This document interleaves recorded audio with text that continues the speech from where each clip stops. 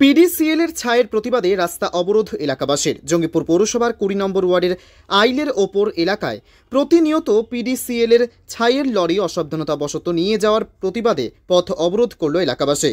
এদিন রঘুনাথগঞ্জ থানার পুলিশের উপস্থিতির পরেও পথ অবরোধ চলে। স্থানীয় বাসিন্দারা যারা বিক্ষোভ দেখাচ্ছিলেন পেট্রোল ঢেলে আত্মহত্যার কথা বলেন।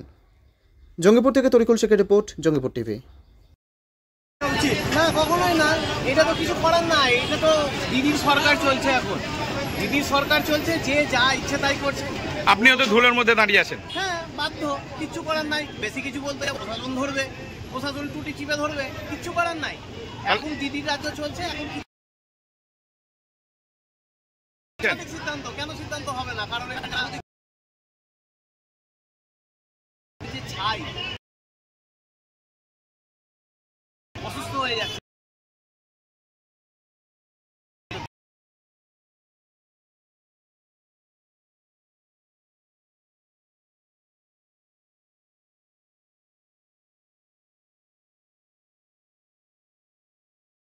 মানুষ মোটরসাইকেলে চোখে দেখতে পাচ্ছে না গাড়ি ঘটলে, যার জন্য 4 জন অ্যাক্সিডেন্ট হয়ে মারা গেছে।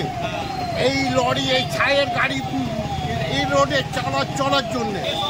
কিন্তু এইটা নেতা মদতে সব গাড়িগুলো চলছে, ওভারলোডিং গাড়িগুলো এই রোডে চালার কোনো অনুমতি নেই।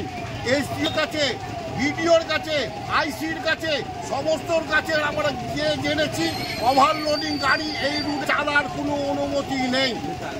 আর নেতাদের মজতে এইসব গাড়ি ওভারলোডিং চলিয়ে ছায়ের গাড়ি চলছে। এর দ্রুত ব্যবস্থা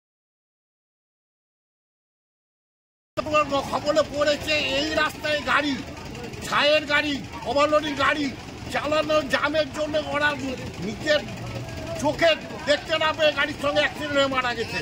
কতদিন থেকে চলছে এইটা? দীর্ঘদিন ধরে রাজনীতি নেতাদের মদতে এইসব গাড়ি চলছে।